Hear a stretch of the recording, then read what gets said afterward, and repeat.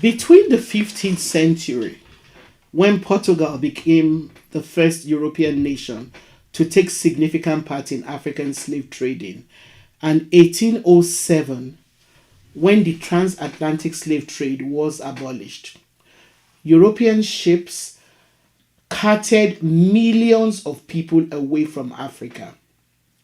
In total, European ships took over 11 million people into slavery from the West African coast alone.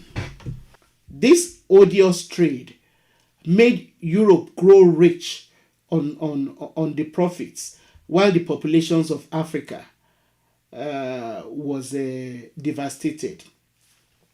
By the 1870s, only 10% of the continent was under direct European control, with Algeria held by France, the Cape Colony, and Natal, both in modern-day South Africa, held by the British, and Angola by Portugal. However, by 1900, Europeans were ruling more than 90% of the African continent. European nations had added almost 10 million square miles of Africa, 1/5 of the landmass of the globe, to their overseas colonial possessions. Just how did this happen? Welcome to the Sankofa Pan-African series. Please subscribe and turn on your notification buttons if you haven't. And also, please support us by pledging a token amount to this channel through Patreon, so we can continue to bring you videos like this one. And no amount that you pledge is too small. We appreciate your efforts. Thank you. Now, inevitably, the scramble for territory in Africa by European governments led to conflict among them, particularly between the British and the French in West Africa and Egypt. The British also fell out with the Portuguese in East Africa, and the French and the barbaric Leopold II disputed Central Africa. Rivalry between Great Britain and France led Otto von Bismarck of Germany to intervene, and in late 1884 he called a meeting of European powers in Berlin. So, in a nutshell, the scramble for Africa happened. One of the justifications which European colonizers gave for the partitioning of Africa was that it would help to stamp out slave trade. According to one of the most celebrated explorers of Africa, David Livingstone, there was a need for a worldwide crusade to defeat the slave trade controlled by Arabs in East Africa. Livingstone, like other Europeans, believed in the innate superiority of Europeans over the lesser races of the world. He therefore advocated that the only way to liberate Africa was to introduce the 3 C's: commerce, Christianity, and civilization. The belief that Europeans needed to civilize Africa stems from the unscientific notion that Europeans belonged to a superior white race, that they all belong to one superior white race, which originated in the Caucasus, which is where the term Caucasian comes from. Now, this idea was first postulated by Johann Blumenbach, a German professor of ethnology at the turn of the 19th century. Blumenbach's color-coded classification of races as white, brown, yellow, black, and red was later refined by a French ethnologist, Joseph Arthur Gabino. And he refined it by including a complete racial hierarchy, which had white-skinned people of European origin at the top and everyone else, populating the bottoms, with the dark-skinned people at the lowest rung. Other Europeans, like David Livingstone, believed in these pseudo-scientific theories and assumed that they had a duty to civilize Africans. The Berlin Conference, held between 1884 and 1885, as I said, was convened by Otto von Bismarck, who was the founder and first chancellor of the German Empire.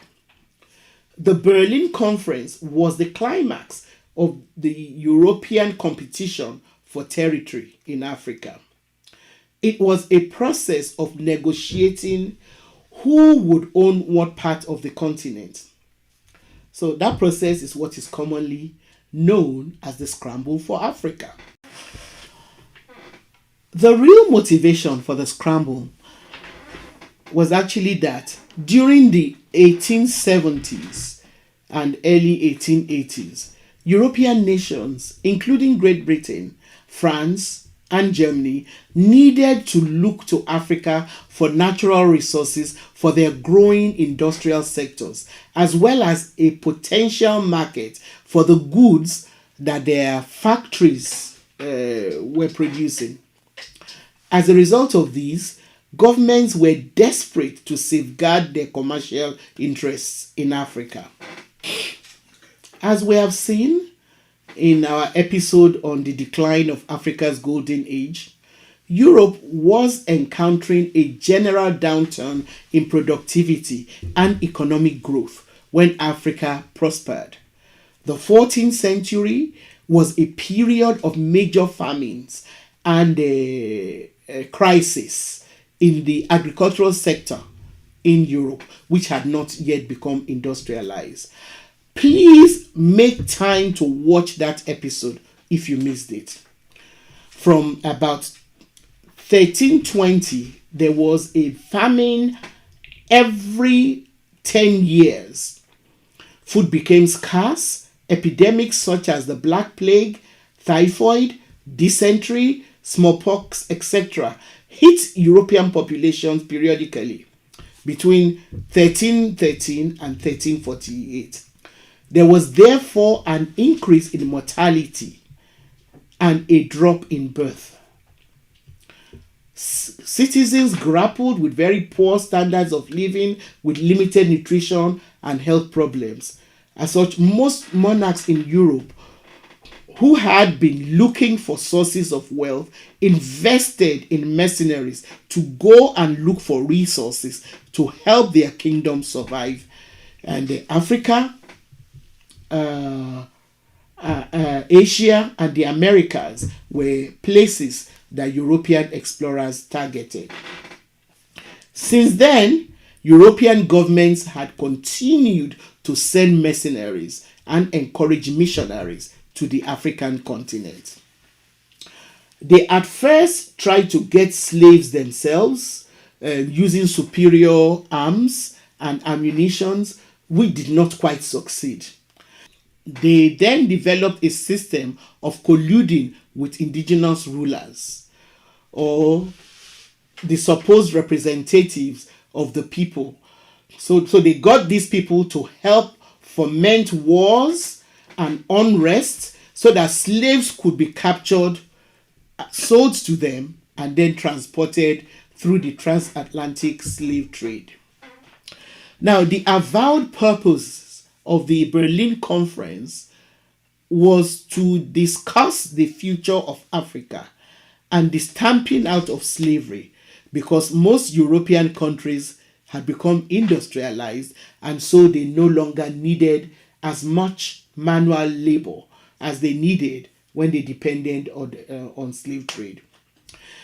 So an act was signed at the conference in Berlin. It's known as the Berlin Act of 1885, by 13 European powers, which had a the act had a resolution to stop, to help in the suppressing of slavery. So while on the surface, the stamping out of slavery sounds like a laudable venture, in reality, the major strategic and economic objective of the European countries was how to protect their old interests, trades, and markets in Africa, and how to exploit new ones. As I said, this was in the light of the Industrial Revolution. We did not require as much human labor as slave trade had provided. So the Berlin Conference, therefore, started the process of carving up Africa and putting up borders to suit European interests without taking into consideration the cultural or ethnic components of Africa. For example, Britain was primarily concerned with maintaining its lines of communication with India, its jewel in the crown. Hence, its interest in Egypt and South Africa. That was the reason why Britain was interested in holding on power in Egypt and South Africa, was because of the lines of communication between the African continent and India through those places. But once these two areas were secured, imperialist adventures like Cecil Rhodes encouraged the acquisition of further territory with the intention of establishing a Cape to Cairo railway. That is, railway lines stemming from Cape Coast in southern Africa to Cairo in Egypt towards the north. So Britain was also interested in the commercial potential of mineral-rich territories like the Transvaal, where gold was discovered in the mid-1880s. And so Britain was determined to prevent other European powers, particularly Germany and France, from muscling into areas which Britain considered within their sphere of its influence. As a result, during the last 20 years of the 19th century, Britain occupied or annexed Egypt, the Sudan, British East Africa, that is Kenya and Uganda, British Somalia, southern and northern Rhodesia, that is Zimbabwe and Zambia, Bechuana land, which is Botswana, Orange Free State, and the Transvaal, both in South Africa, Gambia, Sierra Leone, Nigeria, British Gold Coast, which is modern-day Ghana, and Nyasa land, which is Malawi. These countries accounted for more than 30% of Africa's population, and all of them were taken over by the British. The other chief colonizers of Africa were France, Germany, Belgium, Italy, Portugal, and Spain. Germany, which had only been unified in 1871, acquired German Southwest Africa, which is present-day Namibia, in 1884. An attempt by the Herero and Nama owners of the area to free themselves from the stranglehold of Germany in 1904, and this stranglehold was provoked by the brutality of the German settlers, met with unmentionable violence, which left tens of thousands of Herero and Nama men, women, and children exterminated. Please take the time to check out our episode on the Namibian genocide if you have not yet watched it. It was a horrific, part of human history which we need to always keep in mind, because reparation hasn't been made. Now, similarly, Leopold II of Belgium, who aspired to increase his personal wealth by acquiring African territory, hired agents to lay claim to vast tracts of land in Central Africa. In subsequent meetings, Britain, France, Germany, Portugal, and Leopold II of Belgium negotiated their claims to African territories, which were then formalized and mapped out according to their interests. During the conference, these European leaders also agreed to allow free trade among the colonies. They then established a framework for negotiating future European claims in Africa. Neither the Berlin Conference itself nor the framework for future negotiations allowed any African people to have a say about the partitioning of their homelands. While the Berlin Conference did not initiate European colonization of Africa, it legitimated and formalized the process. In addition, it sparked new unhealthy interests in Africa. After the conference, European powers expanded their claims in Africa so that by 1900, European states had claimed nearly 90% of African territory. An offshoot of the Berlin Conference was that Leopold avowed that he would stamp out Arab slavery in return for the right to tax imports.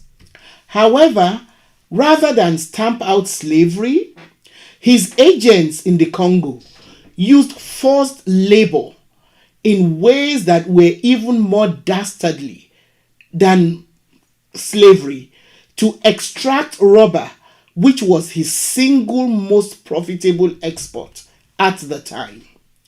By 1902, rubber sales had risen 15 times in 8 years and were valued at 41 million francs. Leopold and his agents were able to enforce labor by taking the women of Congolese villages hostages. They held them hostage. Now, this allowed him to turn the men into forced laborers with a monthly quota of wild rubber that they must collect, from the rainforest. The system was really harsh. Many hostages starved to death, and many men were forced to work themselves to death. Attempts to rebel were met with brutal forces, and more people were brutally killed. Demographers today estimate that the population of the Congo fell by about half over the 40-year period beginning around 1880. The truth behind the Congo's rubber trade or legalized robbery enforced by violence was finally exposed by one Edmond Morel, an Anglo-French shipping clerk, who wrote a series of accusing articles in the Speaker in 1900. The rest of Europe, especially those who signed the Berlin Act, simply looked on until a connection. They simply looked on. They did not raise a finger. They were not going to do anything to try and stop the carnage that Leopold was unleashing on the Congo. The only time they now paid attention was when a connection was made between Leopold and the between what Leopold II was doing in the Congo and the effect on the economic interest of other European countries. So until it was exposed by this article written by Edmond Morel, who argued that Leopold's illegal state monopoly was robbing merchants in Britain, that any interest was any attention was paid for what was going on. So this now spurred Britain into action, and a British consul, Roger Casement, was sent to investigate the situation in the Congo. The report of the investigation, which came out in 1904, was then used to force Leopold's hands. Now, so in 1908, Leopold was forced to hand over control of the Congo to the Belgian states in return for I think it was 3.8 million pounds. However, this handover did not really improve the situation of the Africans in the Congo, because whilst previously Leopold II had been running the Congo like as his own personal business, it was then handed over to his country, Belgium, in the hope that the treatment of the Congolese would not be so inhumane, but it didn't make much of a difference. So this handover, it did not improve the situation of the Africans in the Congo because the forced labor system continued. And even during World War I, forced labor now took another form when tens of thousands of Congolese were conscripted as potters for the Belgian army. But a lot of scholars actually believe that they just called them potters, that in actual fact that they were used as cannon fodder. Now, the forced labor system did not change significantly until the early 1920s, when Belgian colonial authorities realized that the population was dropping so rapidly that they soon might not have any more labor force there to work with. So, but forced labor remained in place under the colonial powers, various colonial powers, well into the 1940s. Sadly, even today, slavery is not unknown in Africa, particularly in countries such as the Sudan, where law and order are often absent. And so nor have the colonists ever really gone away. White-owned businesses still dominate the mining of Africa's most valuable natural resources, particularly gold, diamonds, cobalt, what have you. The continent has never stopped being plundered. Thank you for watching. Don't forget to subscribe to the Sankofa Pan-African series channel. Like our videos and please share them with your contacts.